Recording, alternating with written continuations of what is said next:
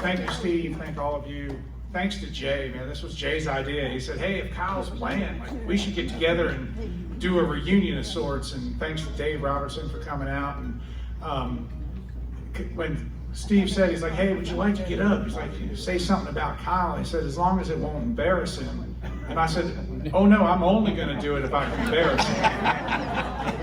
That's just kind of your dad's right, you know? So I'm going to brag on my son just a little bit here and then do a song and try to get out of the way so you can hear more of this great band. But before I do that, I want to say I've seen, since Kyle joined Sideline, this is probably the 8th live show that I've been to, and it has never sounded better. A big hand for Troy out there. Amen. Hey, yes, sir. I've played for, Troy's done sound for me so many times, and he always does a wonderful job. You guys are very lucky to have him out there doing sound for you. So a little bit about this kid behind me.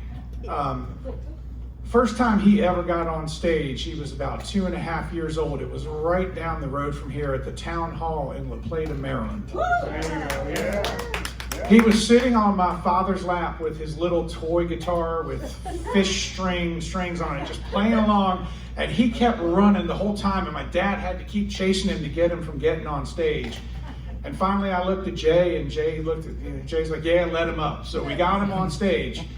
So I can tell you, I am the only person who has ever changed the diaper of Sideline's bass player at intermission. No lie, he got up there, he cut his gig, but it was a nasty scene.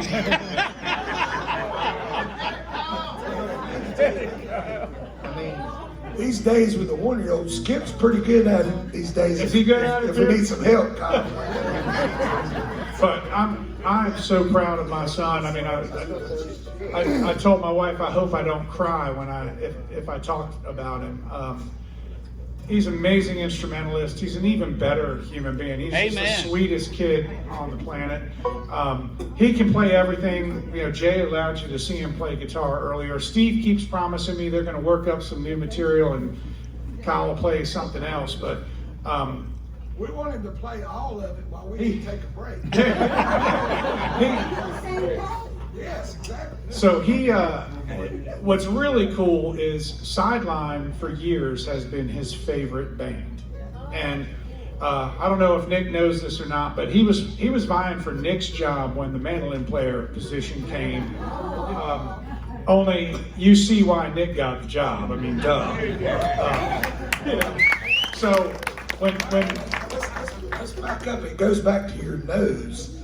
Not your nose, but your N-O nose. And we were talking about that, and I said, does he sing high? And you said, no.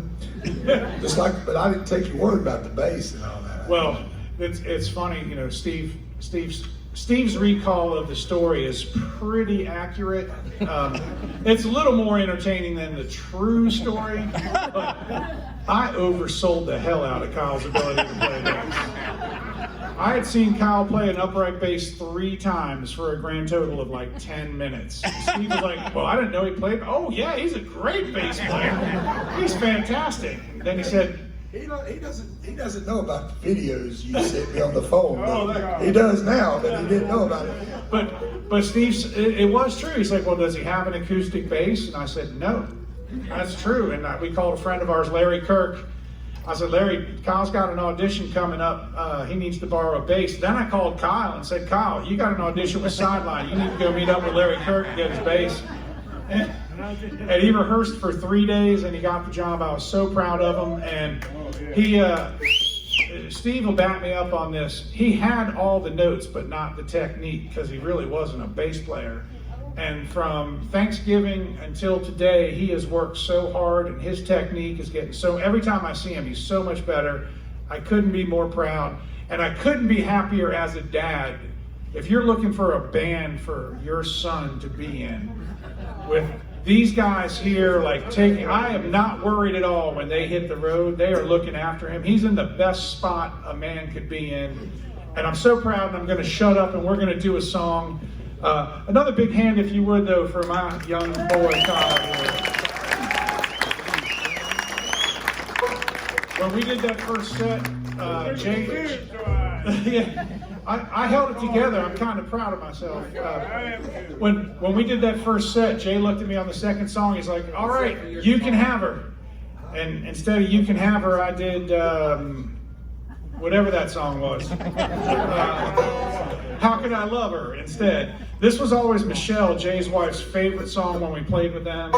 And it was always weird. I'd dedicate a song to my boss's wife. It always felt strange, but this is an old J.D. Crowe song. I'm going to do this and get out of the way. It's called "You Can Have Her." Somebody grab a tenor part, somebody grab a baritone part. We'll figure it out. But thank you all for coming out. 1, 2, 3.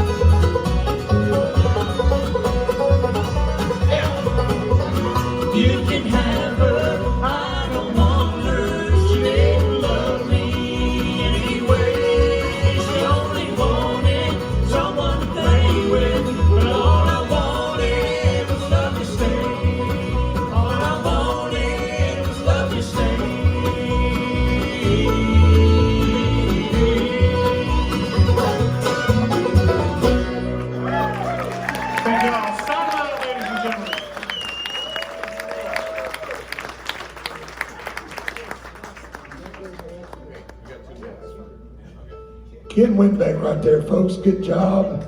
Yeah, fun guy. Looking forward to him going next weekend. That'll be a lot of fun, a great trip. He's actually scheduled to go with us back last month, and it was when one of the big snowstorms came across. We had like 3 days in Ohio booked, and all the shows canceled. So we're glad he was able to come and do this with us. Let me come on up. Are you doing that? No, but I will.